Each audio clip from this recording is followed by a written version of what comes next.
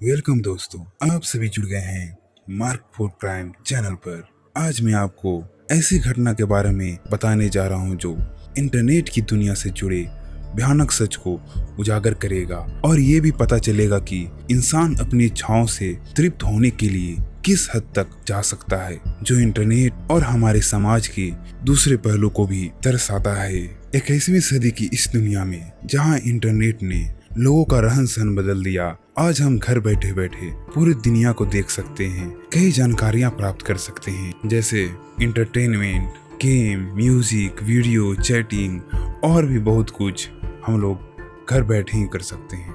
लेकिन ये तो हुआ इंटरनेट की दुनिया का ब्राइट साइड, पर इसका एक डार्क साइड भी है जो बहुत ही गहरा और भयानक है, जिसमें dark net, dark web, dark side ये सब आते हैं। आइए समझते हैं आखिर ये होता क्या है। ये सब इंटरनेट की दुनिया का एक ऐसा भयानक जगह है जहां संगीन अपराधों को अंजाम दिया जाता है, जैसे लोगों की प्राइवेसी डाटा को बेचना, सेक्सुअल एक्सप्लॉयटेशन, यौन उत्पीड़न, चाइल्ड पोर्नोग्राफी और भी कई गैर कानूनी काम होते हैं। यहाँ यूजर गुमनाम होते हैं और ये सब बहुत ही हाई सिक्योर तरीके से होता है, जिससे यूजर का डाटा कॉन्फिडेंशियल रहे। आज मैं इन सब से ही रिलेटेड एक ऐसी घटना के बारे में आपको बताने जा रहा हूँ। डार्क नेट, डार्क वेब जैसे साइट पर पहुंचना इतना भी मुश्किल नहीं है जितना आप सोच रहे होंगे। इंटरनेट पर हर चीज मौजूद है, पर कई देशों में यह इलीगल है और मैं भी आपको इस पर ना जाने का सलाह दूंगा। ज्यादातर मामलों में इस तरह की चीजों के लिए कोई खास वेबसाइट और एप्स का प्रयोग किया जाता है, पर मैं आज जिस घटना के बारे में जिक्र करने जा रहा हूँ, इस मामले में एक नॉर्मल फेमस चैटिंग ऐप का प्रयोग किया गया था। आइए चलते हैं आज की कहानी की तरफ। यह कहानी है एंथ चैट रूम की, जहाँ औरतों और युवाओं लड़कियों को प्रताड़ित, टॉर्चर और यहाँ तक फोर्सफुली सेक्स किया जाता था। ये सब हजारों गुमनाम यूजर की खुशी के लिए किया जाता था। वो अपने डिमांड बताते थे और लड़कियों के साथ ऑनलाइन वैसा किया जाता था और यूजर अपने इस इच्छा का पेमेंट भी करते थे। लेकिन इसकी शुरुआत कहाँ से हुई? एंथ रूम्स की कहानी 2018 के अंत और 2019 की शुरुआत के बीच टेलीग्राम नामक ऐप पर हुई। अब पहले से ही इस ऐप से परिचित होंगे, लेकिन यदि नहीं है तो बस इतना समझिए कि यह एक व्हाट्सएप की तरह ही इंस्टेंट मैसेजिंग ऐप है। इसे प्ले स्टोर पे 500 मिलियन से अधिक डाउनलोड किया गया है, जो शायद ही अंडरग्राउंड ऐप है और आमतौर पर इस ऐप का इस्तेमाल किसी तरह के अपराध के लिए नहीं किया जाता। पर टेलीग्राम की एक खूबी है जो इसे अवैध गतिविधियों से जुड़े लोगों के लिए आकर्षक बनाता है। यदि आप टेलीग्राम की वेबसाइट पर जाते हैं तो इसकी सुरक्षा और गोपनीयता सबसे खास विशेषता है। यह दावा करता है कि सभी संचार का आदान प्रदान इनक्रिप्टेड और खुद ही इसे डिस्ट्रॉय कर देता है। बेशक इस युग में हर कोई बेहतर सुरक्षा और गोपनीयता की तलाश में है, खासकर जब से दुनिया की कुछ बड़ी तकनीक कंपनियों द्वारा अपने यूजर्स की जानकारी सुरक्षित रखने की बात आती है। अभी मैंने जो कुछ भी कहा उसके साथ टेलीग्राम का उपयोग अनिवार्य रूप से किसी भी चीज के लिए किया जा सकता है, चाहे वह कानूनी रूप से कितना भी संदिग्ध क्यों न हो। और ठीक यही इस ऐप की मदद से अपराधियों की इस समूह ने ऑनलाइन शोषण करने की कोशिश की। गॉड नाम के एक यूजर ने लगभग 8 ऐसे एंथ रूम बनाए थे। इंग्लिश डिक्शनरी के अनुसार एंथ का मतलब होता है अनस्पेसिफाइड, यानी अनिर्दिष्ट, या इनडेफिनेटली लार्ज ऑर्डिनल नंबर, यानी अनिश्चित बड़ी क्रमिक संख्या। समय के साथ नंबर का विस्तार होगा और विभिन्न नामों से और रूम खुलेंगे, जैसे slave room, a female child room, sex abuse room और डॉक्टर रूम, जो इन सब में से सबसे कुख्यात हुआ। इसका कारण आपको जल्दी पता चलेगा। जांचकर्ताओं के अनुसार यहाँ बहुत सारे कंटेंट शुरू में टीजर के रूप में फ्री दी गई और फिर यूजर से पेमेंट लिया जाने लगा। वे कंटेंट में जितना एक्सट्रीम लेवल चाहते उन्हें उतना अधिक पे करना होता। यह एक बोली लगाने जैसा होता है, जिसका बोली जितना ज्यादा होता उसका यह अप्राकृतिक डिमांड उतना जल्दी पूरा किया जाता। अक्सर डिमांड की कॉस्ट 100 से 1000, 1000 से लाख कभी भी हो सकती है। जबकि इन सभी रूम्स के अलग अलग नाम थे और इनका फोकस थोड़ा अलग था, पर ये सभी रूम्स एक ही तरह से ऑपरेट होते थे। प्रत्येक रूम में लगभग 3 से 4 युवा लड़कियां या औरतों को ब्लैकमेल करते हुए कंटेंट पोस्ट किए जाते थे। इन सभी को शुरू में ट्विटर और अन्य आसानी से उपलब्ध सोशल मीडिया के माध्यम से आमतौर पर जॉब या अलग अवसरों की आड़ में एंथ रूम चलाने वाले के द्वारा लाया जाता था। उदाहरण के लिए एक लड़की जो मिडिल स्कूल में पढ़ती थी, उसे पार्ट टाइम जॉब का ऑफर देकर एंथ रूम एडमिन द्वारा यहाँ लाया गया था और इस माध्यम से वे उसके घर का पता सहित उसकी व्यक्तिगत जानकारी हासिल कर लेता और अपने विक्टिम्स को बोलता कि उसे एक वर्क फोन भेजा जाएगा और इस तरह फोन का प्रलोभन देकर पहले तो वह एड्रेस जान लिया और फिर लड़की से न्यूड फोटो मांगना शुरू कर दिया और वहां से चीजें तेजी से बदलना शुरू हो गई। अपराधी के पास लड़की का अब न्यूड फोटो होने के कारण उसे ये बोलकर ब्लैकमेल करने लगा कि अगर वह उनकी सारी बात नहीं मानती है तो उसके पेरेंट्स को फोटो दिखा देंगे। मैं अभी इसके बारे में विस्तार से तो नहीं बताऊंगा कि उसे क्या क्या करने पर मजबूर किया जाता था, पर एक बिंदु पर लड़की का खून बह रहा था और वह रुकने के लिए भीख मांग रही थी, पर एंथ रूम के एडमिन ने कुछ भी नहीं सुना। अंत में इस बच्चे को लगभग 40 वीडियो शूट करने के लिए मजबूर होना पड़ा। लेकिन मानो या न मानो, यह सबसे बुरा यही तक नहीं था। इससे भी खौफनाक बहुत कुछ हुआ। जब यह केस सुर्खियों में आया तो इसने कोरिया में राष्ट्रीय आक्रोश को जन्म दिया और इसमें जबरन किए गए कृत्यों जो बहुत अमाननीय थे उसका विरोध हुआ।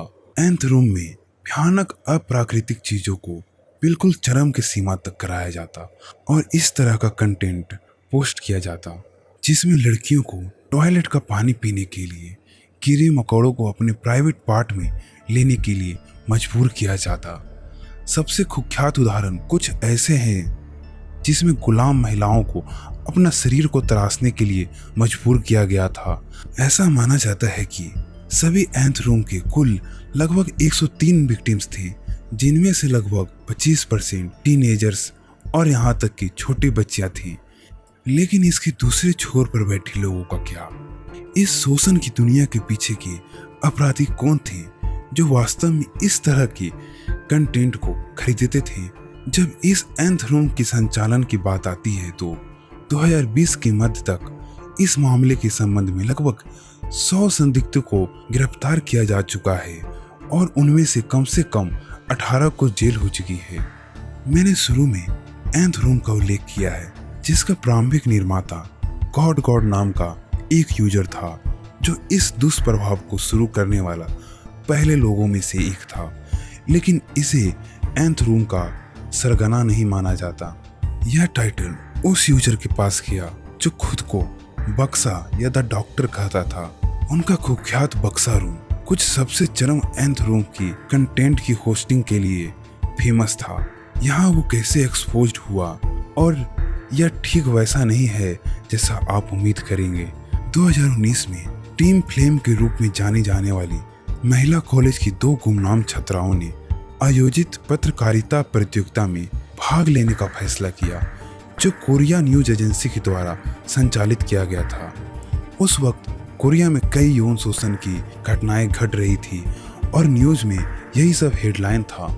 इस पॉइंट को ही उन्होंने इस प्रतियोगिता में उजागर करने का फैसला किया।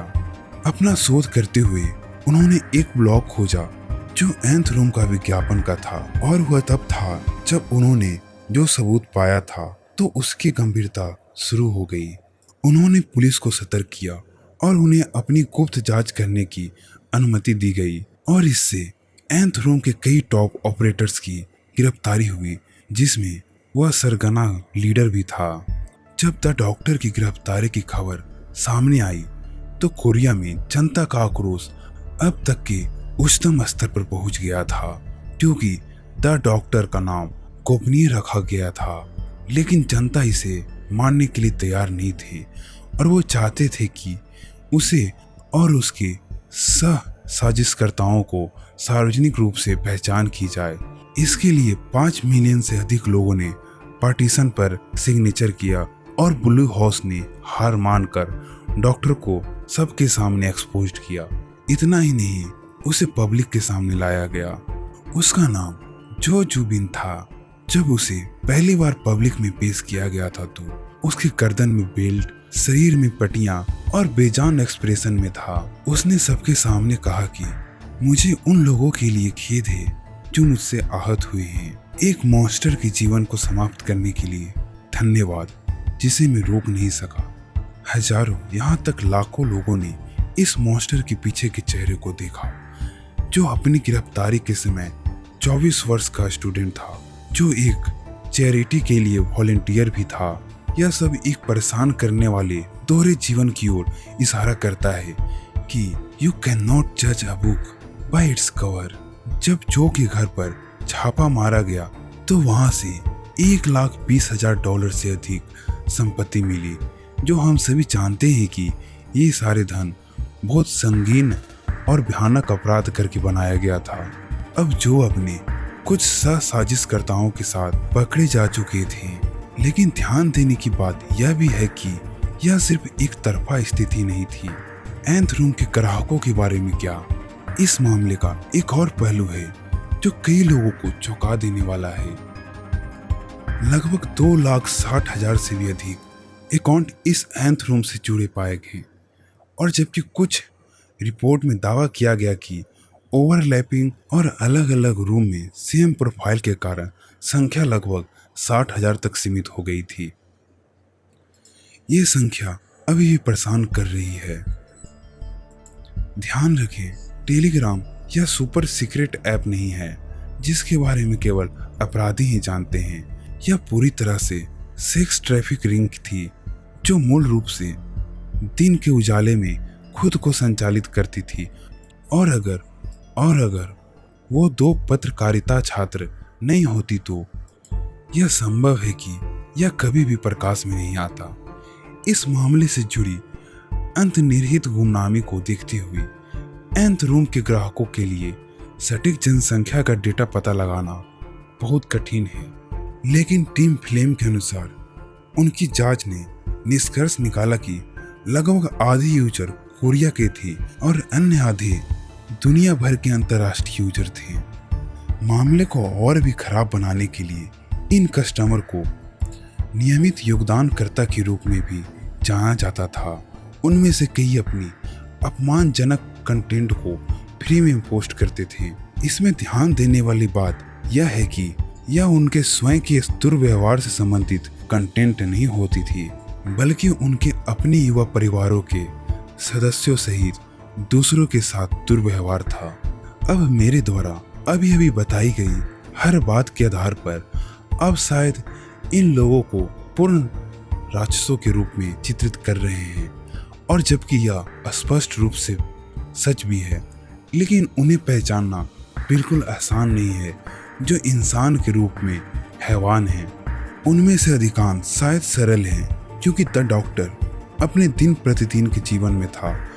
उदाहरण के लिए एंथ रूम के 4 सदस्यों को प्राइमरी हाई स्कूल के फुल टाइम टीचर के रूप में उजागर किया गया, और पता नहीं कितने फेमस हस्तियां, कई कंपनियों के CEO और न जाने कितने बड़े बड़े अमीर लोग इन ग्राहकों की सूची में शामिल थे। कई लोगों के लिए इस तरह के बिंदु केवल इस तथ्य को मजबूत करने का काम करते हैं कि एंथ रूम अंततः एक गहरे सामाजिक मुद्दे पर प्रकाश डालता है। मैंने इस वीडियो की शुरुआत में टेलीग्राम और इंटरनेट के बारे में बताया था कि बुराई के लिए कैसे इसका उपयोग किया जा सकता है, और जबकि यह सच है कि यह पहली बार नहीं है कि जब टेलीग्राम खुद को आपराधिक गतिविधियों के घेरे में पाया है। यह केवल एंथ रूम की उपस्थिति के लिए जिम्मेदार नहीं हो सकता।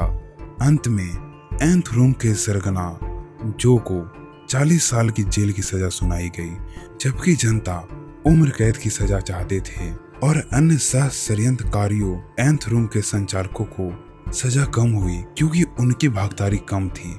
लेकिन एक उदाहरण के लिए केवल 1 वर्ष की सजा सुनाई गई थी।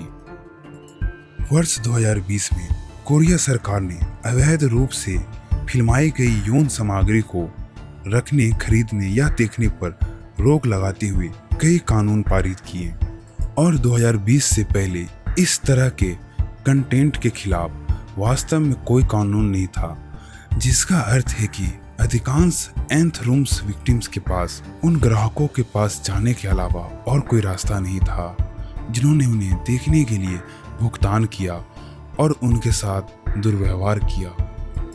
हालांकि ये नए कानून सही दिशा में एक बहुत ही आवश्यक कदम है, इस बात से इनकार नहीं किया जा सकता कि यहाँ तक दुखद सच्चाई यह भी है कि एंथ रूम स्कैंडल में शामिल अधिकांश लोगों को कभी भी उनके करतूतों का परिणाम नहीं मिल पाएगा और जब तक वो किसी और को चोट पहुंचाते हुए पकड़े नहीं जाते, वे तब तक हमारे बीच मुक्त घूमते रहेंगे। दोस्तों, आज इस तरह के रूम्स कई सोशल साइट पर ऑपरेट किए जाते हैं, यहाँ तक इंडिया में भी, और भी कई तरीकों से, जैसे डार्क नेट, डार्क वेब, जहाँ कस्टमर जाते हैं और अपनी हैवानियत भरी इच्छाओं को पेमेंट करके खरीदते हैं और करवाते हैं। आपको क्या लगता है, इस इंटरनेट की खौफनाक दुनिया का असली मुजरिम कौन है? एडमिन जो इसे ऑपरेट करता है, या फिर वो मिलियंस ऑफ कस्टमर जो पेमेंट करके इन्हें बढ़ावा देते हैं? अगर आपको यह वीडियो पसंद आई तो प्लीज़ लाइक, शेयर और सब्सक्राइब जरूर करें और बेल आइकन को भी दबाना मत भूलें ताकि हमारे नए वीडियो की अपडेट आपको मिलती रहे। मिलते हैं सच्ची घटनाओं से प्रेरित एक नई कहानी के साथ मार्क्ड फॉर क्राइम चैनल पर। धन्यवाद।